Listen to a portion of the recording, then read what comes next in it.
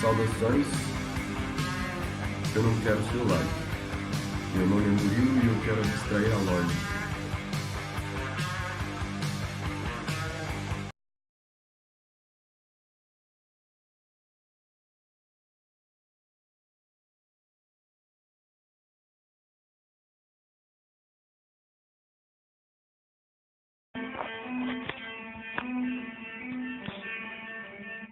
O ser é uma mistura de consciência e inconsciência.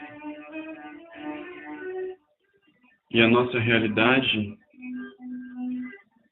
ela é só uma parte do ser. É a parte que a gente chama de consciência.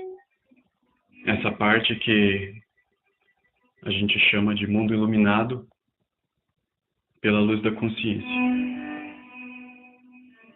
A consciência é que expõe a realidade à nossa volta por meio da luz. Essa luz, ela é percebida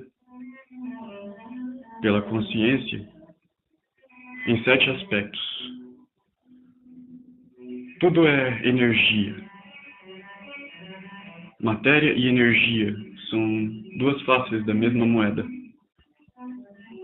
A matéria não passa de energia densa e energia não passa de matéria sutil.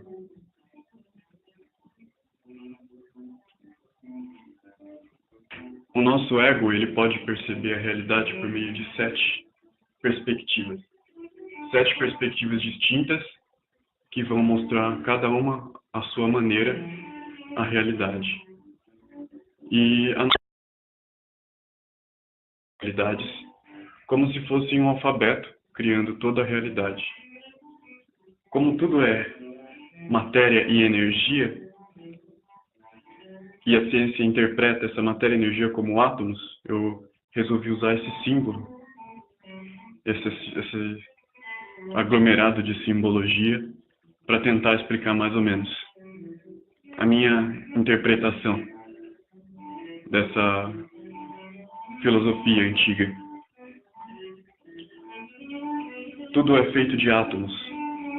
Os átomos, eles possuem três aspectos.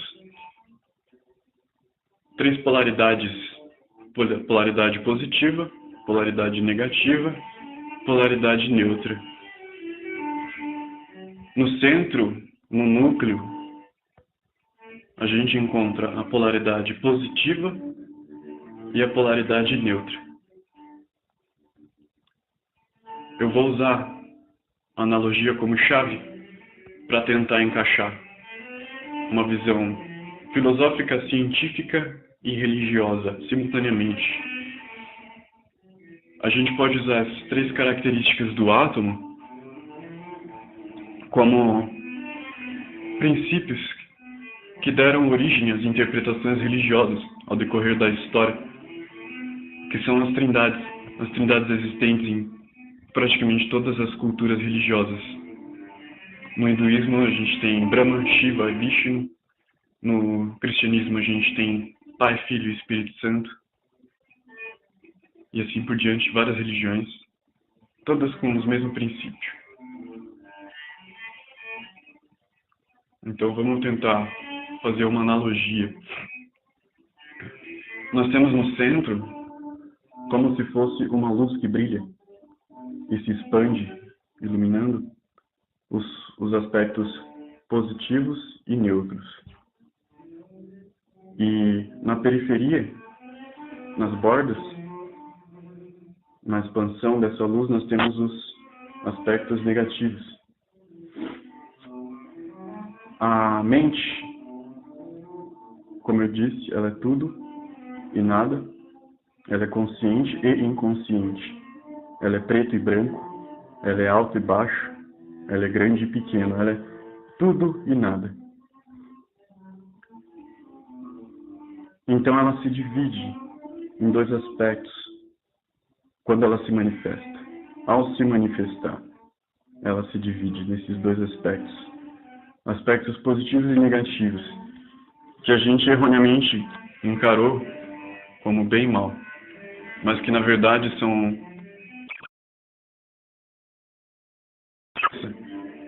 dessa força que a gente usa para afirmar a própria existência. A gente pode visualizar a força negativa como uma força centrípeta. É uma força contrária, uma força opositora, uma força que se opõe, que se nega. Pode ser chamada de destruição também, por que não? Destruição é a força que vai condensar tudo.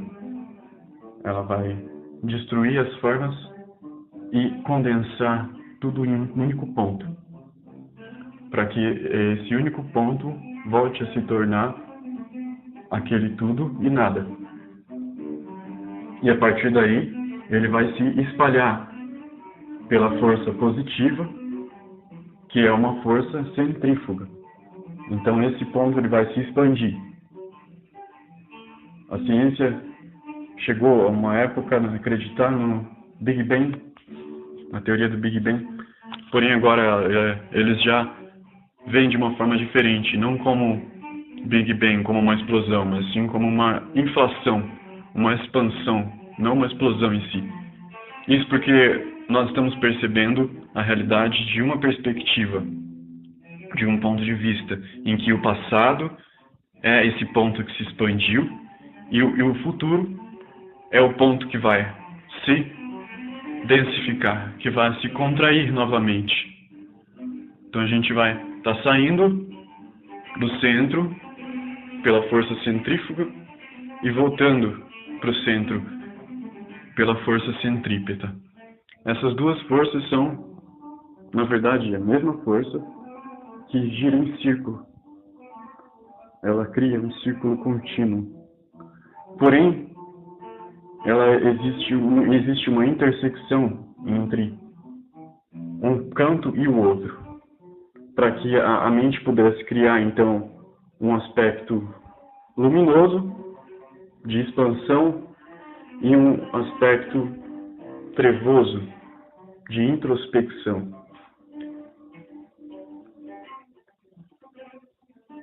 Nós estamos em um sistema evolutivo de 7 níveis. Nós estamos nas bordas da realidade, que na verdade é um foco de luz que se expande e se contrai, se expande e se contrai. Nós, seres humanos, somos cascas. Os nossos corpos físicos são cascas densificadas dessa luz que se expande. No centro, essa luz, ela está completamente sutil. É um ponto de difusão, é um ponto de ignição, é a chama. Conforme ela queima, ela se afasta do centro, se expande como ondas. Essas ondas se densificam e elas criam cascas.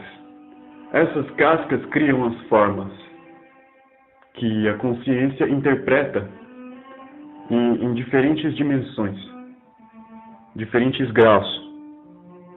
Ela sempre enxerga de uma forma menor, mais limitada, ou ela se expande, percebendo realidades maiores e mais complexas.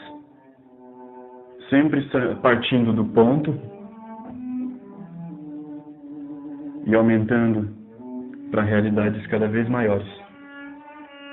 E alcançando a complexidade, para que depois tudo isso volte a ser o ponto de antes. É um ciclo que se repete de 7 formas. Por isso temos 7 dias na semana, por isso temos 7 planetas, por isso temos 7 cores, por isso temos 7 notas musicais. Essa não é uma ciência minha, isso aqui é só uma interpretação minha a respeito dessa ciência toda, que é extremamente complexa e ao mesmo tempo simples. Então, conforme essa luz se cristaliza, se densifica ao se afastar do núcleo ígneo central, essas cascas vão criando corpos e a luz vai habitar dentro desses corpos. Esses corpos, que são a parte trevosa da luz, que se densifica, cristaliza e se torna uma casca, é a parte inconsciente. Por isso que os nossos corpos, que seguem instintos animais, são, na verdade, forças inconscientes. São energias inconscientes, não têm consciência. A luz, porém, que transpassa o meio dessa matéria, dessa casca, e anima ela da vida, é a parte luminosa que dá consciência. Nós podemos fazer uma analogia com o átomo, em que nós podemos chamar o centro de Deus, onde se encontra Deus Pai e Deus Filho, e nós vivemos na casca, habitamos a casca que é feita da matéria, que é essa ramificação cétupla da luz que se torna as cascas, os corpos, que podemos chamar de mãe. É aquela que acalenta, que nos acalenta. Nós vivemos dentro da mãe, nós somos essa consciência, essa luz, essa consciência, que na realidade é o ponto neutro, que permeia tanto o negativo quanto o positivo. Porém, nós, em estado de negatividade, que é a dialética, é o estado dialético criado pela consciência para interpretação da realidade, para desenvolvimento da realidade. Então a gente não consegue perceber essa ligação que a gente tem com a energia positiva, que é o neutro ligado ao positivo. Porém, conforme a casca, que seria o elétron, se carrega de luz, que é esse ponto neutro, conforme ele se carrega, quanto mais ele se carrega, mais próximo do núcleo ele vai se aproximar. Quanto mais próximo do núcleo, maior será a visão, mais alta será a dimensão e maior será a percepção dessa energia como um todo dentro de um contexto e não uma interpretação errônea do mal ou do negativo ou do positivo. Essa energia pode ser carregada. Nossos corpos se carregam saindo da primeira camada que está às bordas, a sétima camada, que nós podemos chamar de nosso mundo físico. E vamos subindo as camadas. Subindo, é como um elétron percorrendo as eletrosferas, ao se carregar energeticamente e se aproximar do núcleo.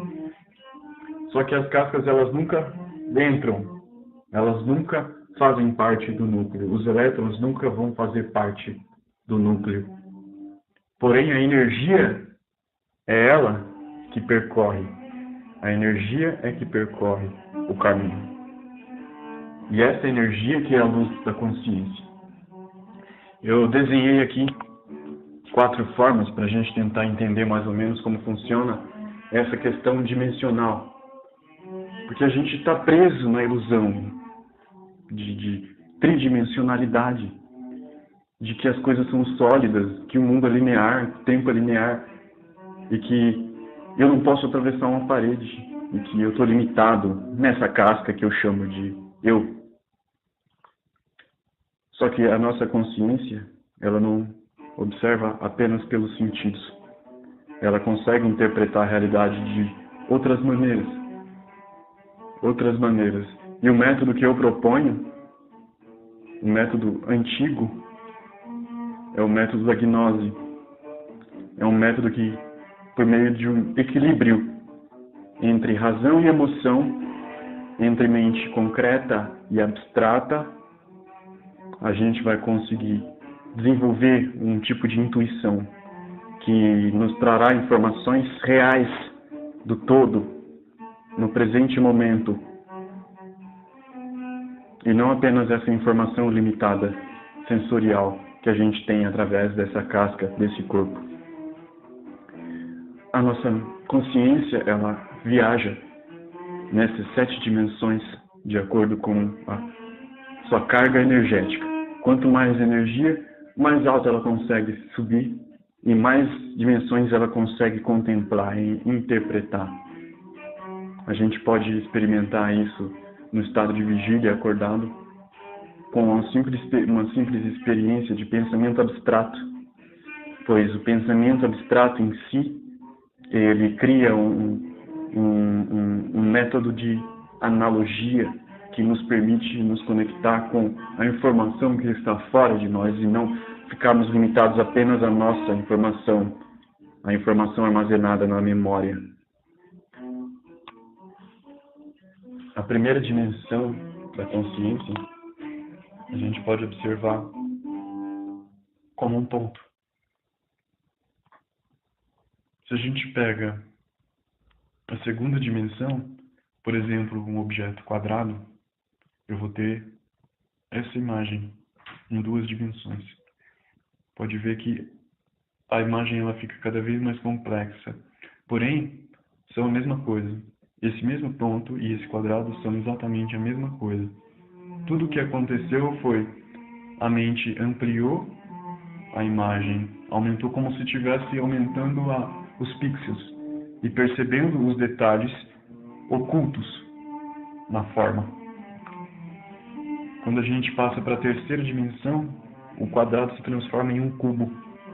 A gente consegue perceber mais detalhes do que em um quadrado. No quadrado a gente percebia apenas uma superfície. Na terceira dimensão, a gente vai perceber outras superfícies. No caso de uma imagem quadrada, em 3 dimensões nós perceberíamos ela com 6 faces, com 6 diferentes superfícies. Diferentes não, iguais, idênticas. Só que nessa terceira dimensão, tudo que nós podemos ver são cascas, superfície, superficialidade. Tudo que nós olharmos à nossa volta, que for tridimensional, não passa de superficialidade. Só que nós podemos, por meio dessa experiência de pensamento abstrato,